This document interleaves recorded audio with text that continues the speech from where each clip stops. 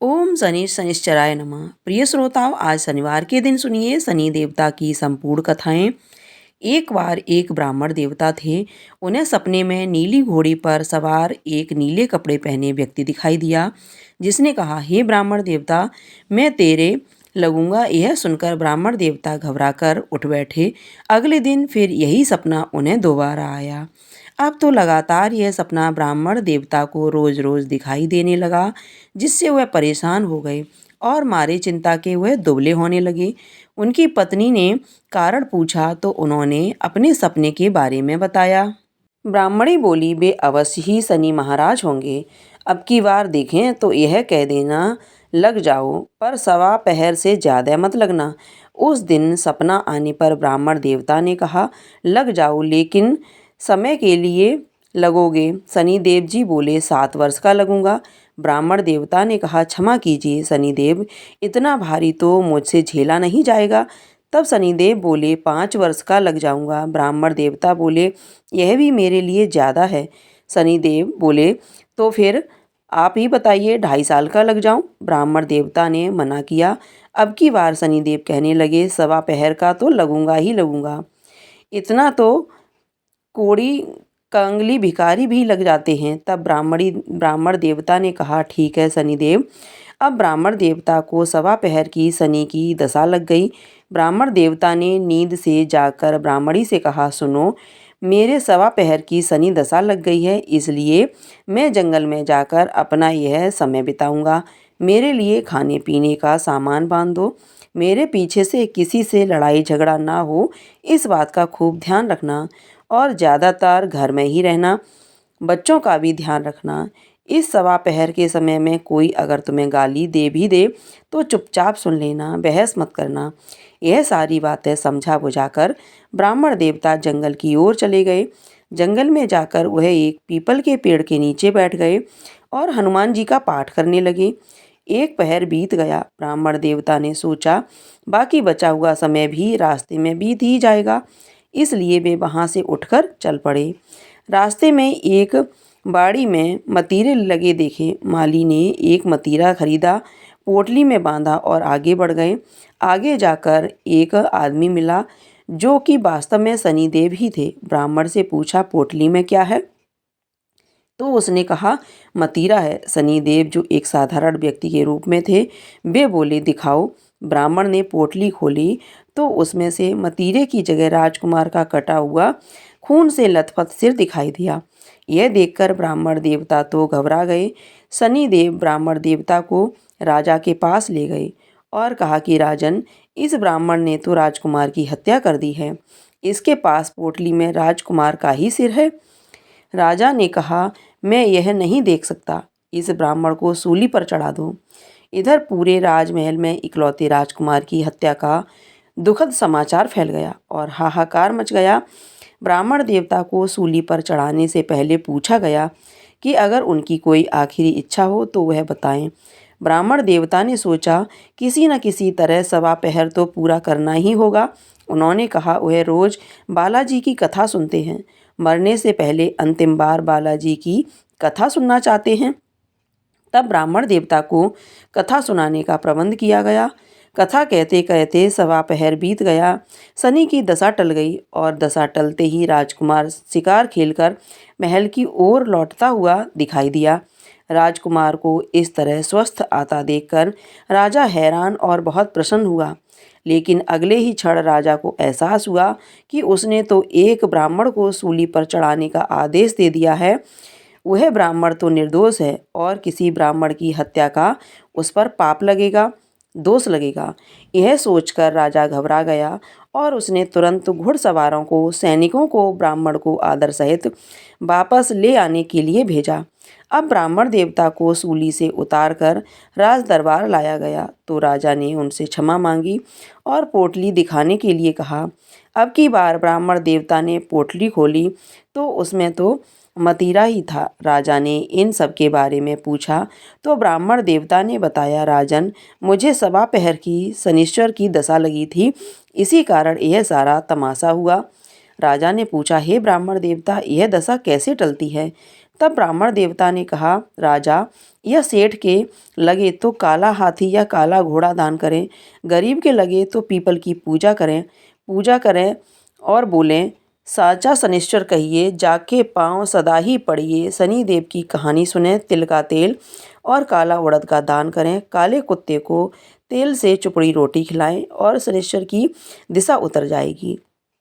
राजा ने ब्राह्मण देवता को मतीरा वापस दे दिया। घर जाकर ब्राह्मण देवता ने मतीरा काटा तो उसमें से बीज की जगह हीरे मोती निकले।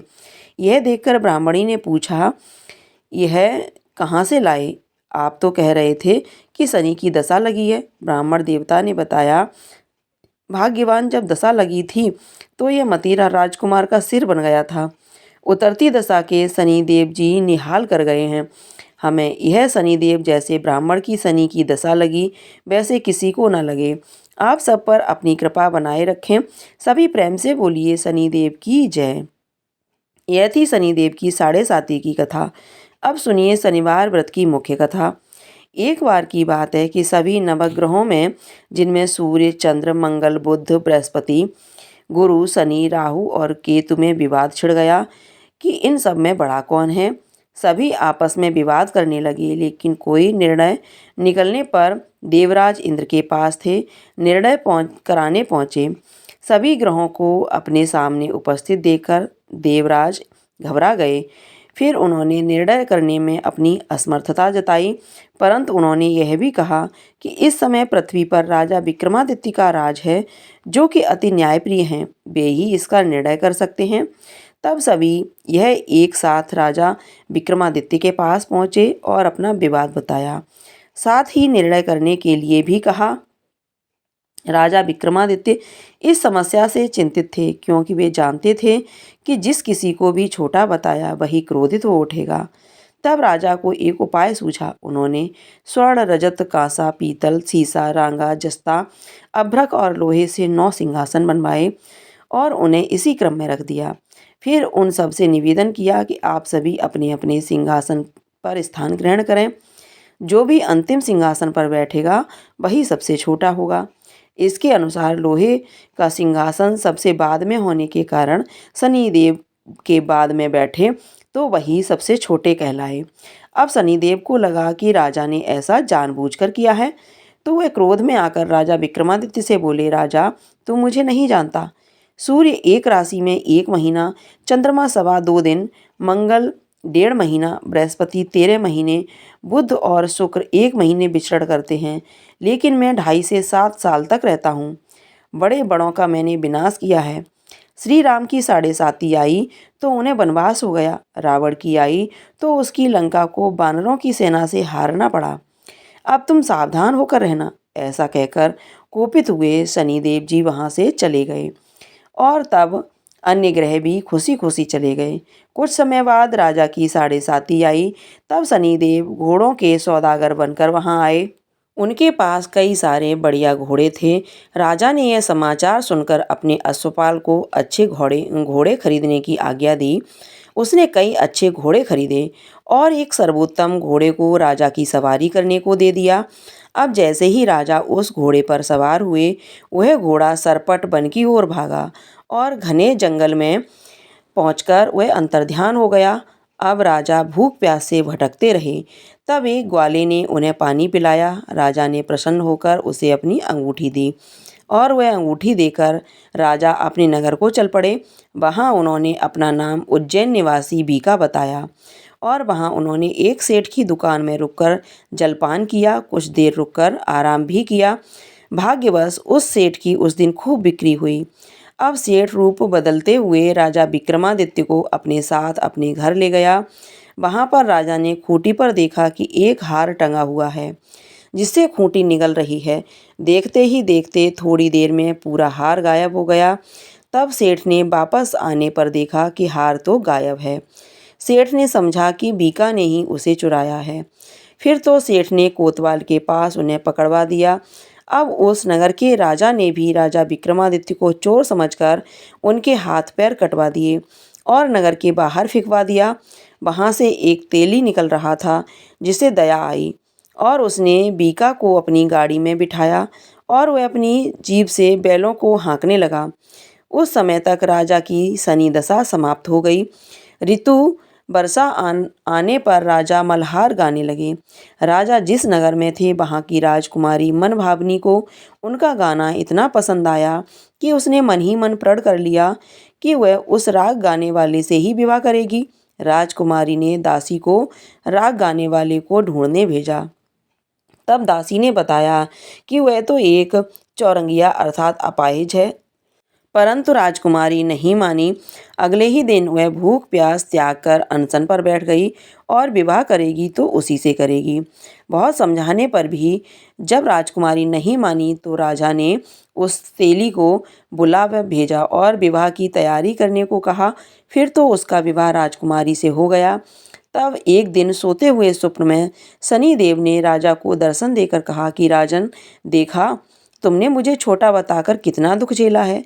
तब राजा ने उनसे क्षमा मांगी और प्रार्थना करते हुए कहा, हे शनिदेव, जैसा दुख मुझे दिया किसी और को मत दीजिएगा। तब शनिदेव मान गए और कहा कि जो मेरी कथा और व्रत करेगा उसे मेरी दशा में कभी कोई दुख नहीं होगा। जो व्यक्ति रोज ध्यान करेगा और चींटियों को आटा डालेगा उसकी भी सभी मनोकामनाएं पूर्ण होंगी। और ऐसा कहकर शनिदेव ने राजा को हाथ पैर वापस कर दिए। इधर प्रातःकाल आँख खुलने पर राजकुमारी ने देखा तो वह बड़ी आश्चर्यचकित हुई। तब बीका अर्थात राजा विक्रमादित्य ने राजकुमारी को बताया कि वह उज्जैन के राजा विक्रमादित्य हैं। जानकर सभी अत्यंत प्रसन्न हुए। सेठ ने जब सुना तो वह राजा के पैरों पर गिरकर क्षमा मांगने लगा।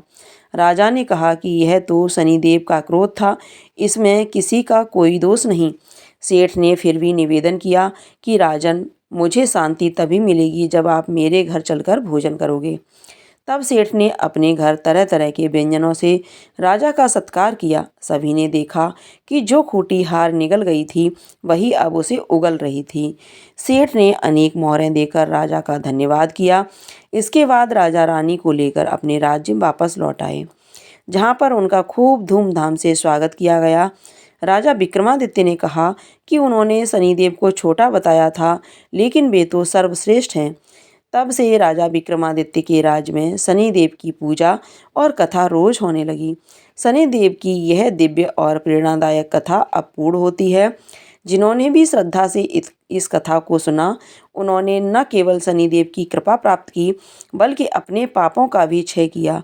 कथा श्रवण का यही संदेश है, जो जैसा कर्म करेगा वैसा फल पाएगा, पर शनिदेव यदि कृपा कर दें तो दुर्भाग्य भी सौभाग्य बन जाएगा।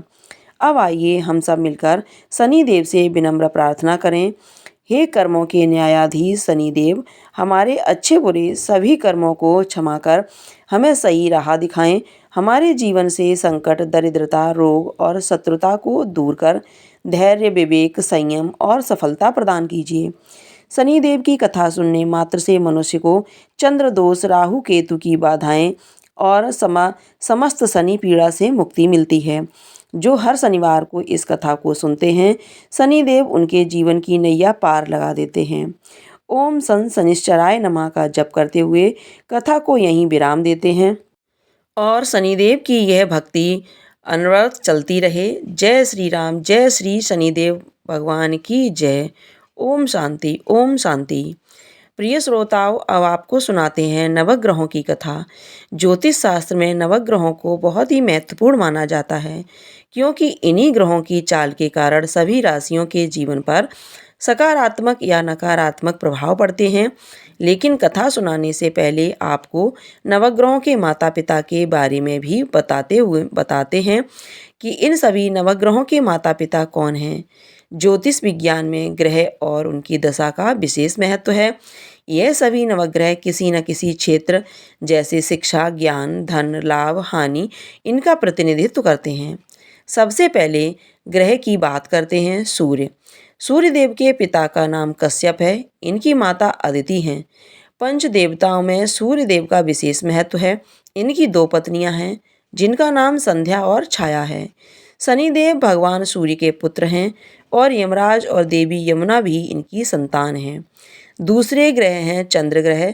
चंद्रदेव महर्षि अत्रि के पुत्र हैं और उनकी माता का नाम अनुसुईया है।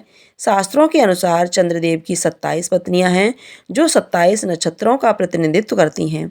चंद्रदेव बुध ग्रह के पिता हैं। तीसरे ग्रह हैं मंगल ग्रह। शास्त्रों में बताया गया है कि मंगल देव के पिता भगवान शिव हैं और वो इनकी माता हैं। मंगल पूरी तरह से ब्रह्मचारी हैं। मांगलिक दोष का संबंध भी इन्हीं ग्रह से होता है। चौथे ग्रह हैं बुध ग्रह। बुध देव के पिता चंद्र और देवी तारा इनकी माता का नाम है। बुध देव के समस्त वेद और शास्त्रों का ज्ञान देवगुरु बृहस्पति से प्राप्त हुआ था और इनकी पत्नी का नाम इला है।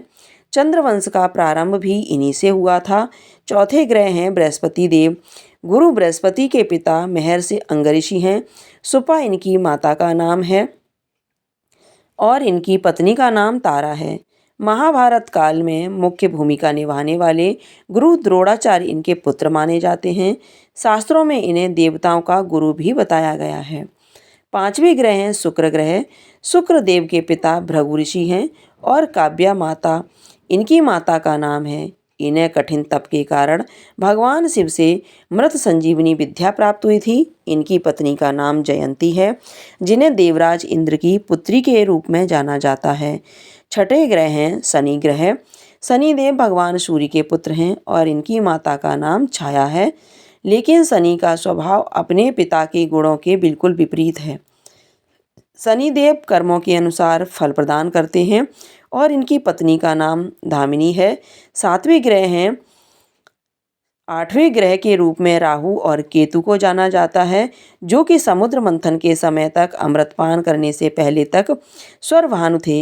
इनके पिता का नाम प्रविचित है और माता का नाम सिंगिका है। राहु की दो पत्नियां हैं जिनका नाम नागवल्लभी और नागकड़ी है। इनका वाहन काले अश्वों वाला रथ है। वहीं स्वरभानु दैत्य के धड़ से केतु उत्पन्न हुए थे, जिनका वाहन चील है। तो यह था सभी नवग्रहों का परिचय। अब सुनिए नवग्रहों की कहानी। एक बार की बात है, किसी गांव में एक भाई बहन रहते थे। बहन का विवाह हो चुका था, तो एक दिन भाई अपनी बहन से मिलने के लिए उनकी ससुराल जा रहा था। रास्ते में भाई को एक सांप मिला और कहने लगा कि मैं तुझे डसूंगा। भाई बोला, हे नाग देवता, मैंने ऐसा कौन सा अपराध किया जो आप मुझे डसोगे? मैं तो अपने माँ बाप का इकलौता ही पुत्र हूँ, बहन का एक ही भाई हूँ। मेरी पत्नी और मेरे बच्चे घर पर मेरा इंतजार कर रहे हैं। आप मुझे क्यों डसना चाहते हो? तब वह सांप बोला, तुम्हारे 9 ग्रहों की दशा लगी है, इसलिए मैं तुम्हें डस लूँगा। जब सांप किसी तरह राजी नहीं हुआ तो वह बोला कि ठीक है, मैं अपनी बहन के घर उससे मिलने जा रहा हूँ। जब मैं वापस आऊँगा तब तुम मुझे डस लेना। सांप ने बोला, क्या पता तुम वापस आते समय इस रास्ते से आओ या ना आओ, मैं तुम्हें अभी डसूंगा। तब वह लड़का बोला कि ठीक है, तुम ऐसा करो, मेरे इस थैले में बैठ जाओ। जब मैं अपनी बहन से मिलकर वापस आऊँगा तब तुम मुझे डस लेना। सांप ने उसकी बात मान ली और थैले में बैठ गया। लड़के ने ऊपर से बेलपत्र ढक लिए ताकि वह किसी को दिखाई न दे। फिर अपनी बहन के घर पहुंच गया। बहन उस समय 9 ग्रहों की कहानी कह रही थी। उसने भाई को आया हुआ देखकर भाई से कहा कि भाई तुम बैठो, मैं पहले 9 ग्रहों की कहानी कह लूँ, तुम बैठो और मेरी कहानी भी सुनो। बहन ने कहानी कही, भाई ने कहानी सुनी। जीवों की, जानवर की, हाथी की, घोड़े की, कुत्ते की, बिल्ली की, भाई की, बहन की, घर के धनी की, बेटी जवाई की, देवरानी जेठानी की, सास ससुर की, संग की, सहेली की, सबके ग्रह शांत हो जाएं। घर चले 8 पग, आदमी चले 4 पग, सांप बिच्छू भंवरे सब आग में जलें। ऐसे भाई को कहानी सुनाकर बहन खड़ी हो गई और भाई के पास रखे थैले को देखकर भाई से बोली, भाई थैले में क्या लाए हो? इससे पहले कि भाई कुछ कहता, उसने वह थैला उठाया और घर के अंदर चली गई। खोलकर देखा तो बेलपत्र, केले और संतरे बन गए और सांप एक हार बन गया। जब वह हार पहनकर बाहर आई तो बहन के गले में चमकता हार देखकर भाई बोला, बहन इतना कीमती हार तुम कहाँ से लाई हो? बहन बोली, भाई तुम ही तो लाए हो मेरे लिए। थैले में केले और संतरे के साथ हार भी तो था। भाई ने सुना तो हैरान रह गया और बोला, बहन उसमें हार नहीं, मेरी मृत्यु का सामान था।